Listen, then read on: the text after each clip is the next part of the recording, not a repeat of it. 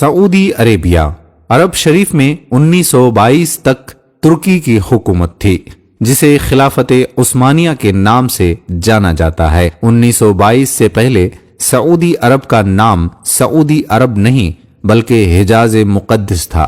خلافت عثمانیہ دنیا کے 3 برے اعظموں پر 623 سال 1299 سے 1922 تک قائم رہی۔ جب بھی دنیا میں مسلمانوں پر ظلم و ستم ہوتا تھا تو ترکی حکومت اس کا منہ توڑ جواب دیتی۔ امریکہ، برطانیہ، یورپین، نصرانی اور یہودیوں کو اگر سب سے زیادہ خوف تھا تو وہ خلافت عثمانیہ حکومت کا تھا۔ امریکہ، یورپ جیسوں کو معلوم تھا کہ جب تک خلافت عثمانیہ ہے ہم مسلمانوں کا کچھ بھی نہیں بگاڑ سکتے ہیں۔ امریکہ اور یورپ نے خلافت عثمانیہ کو ختم کرنے کی سازش شروع کی۔ 19ویں صدی میں سلطنت عثمانیہ اور روس کے درمیان بہت سی جنگیں بھی ہوئیں، چونکہ مکہ اور مدینہ مسلمانوں کے نزدیک قابل احترام ہیں، اسی لیے سب سے پہلا فتنہ وہیں سے شروع کروایا۔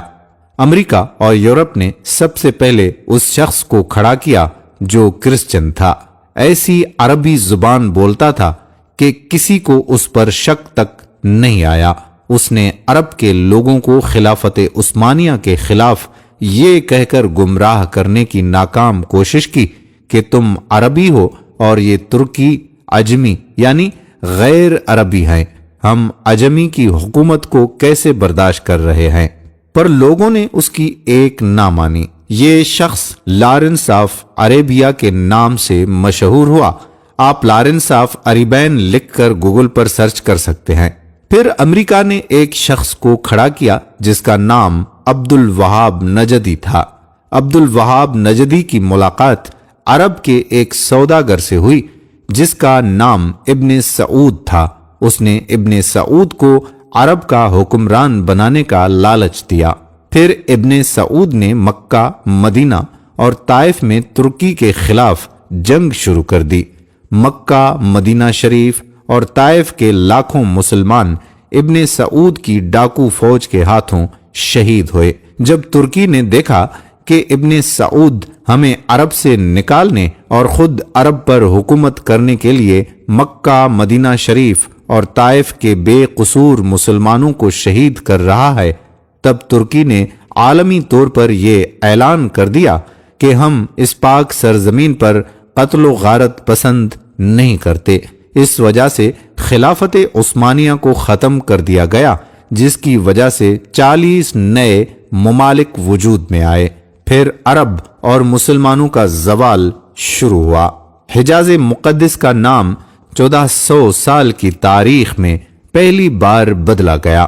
ابن سعود نے حجاز مقدس کا نام اپنے نام پر سعودیہ رکھ دیا، اور اس فتنے کا ذکر احادیث میں بھی ملتا ہے، اور اسی وجہ سے سرکار دو عالم صلی اللہ علیہ وآلہ وسلم نے سعودی عرب کے شہر نجد کے بارے میں دعا نہیں فرمائی تھی۔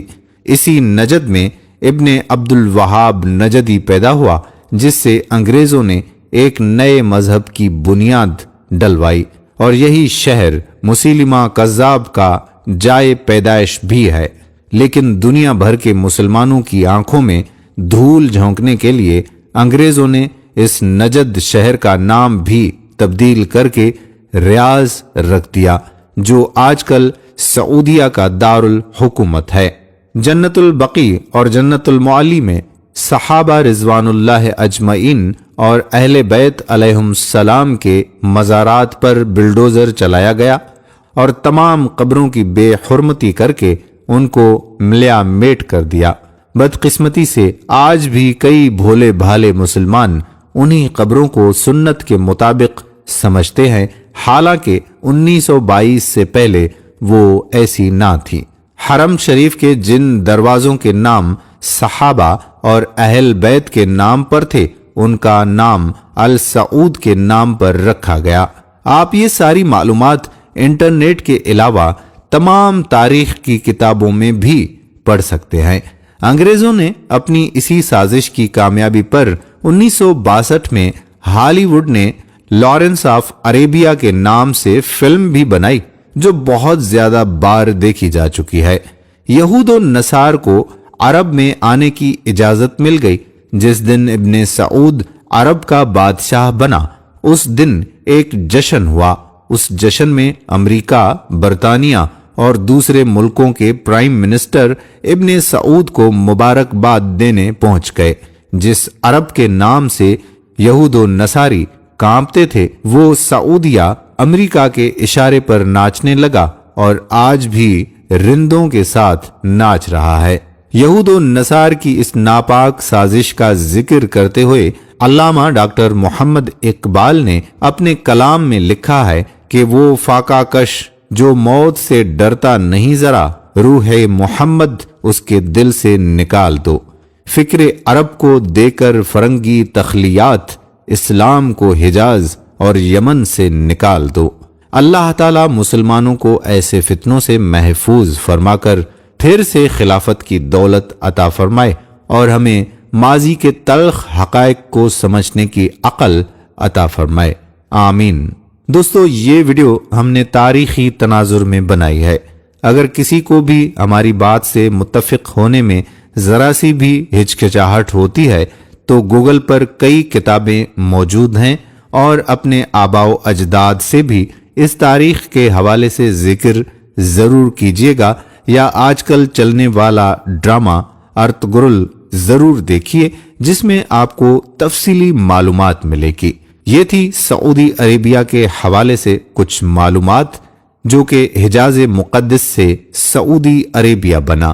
آنے والی ویڈیو میں مزید معلومات کے ساتھ پھر آپ کی خدمت میں حاضر ہوں گے۔ تب تک کے لیے اجازت دیجیے، اللہ حافظ۔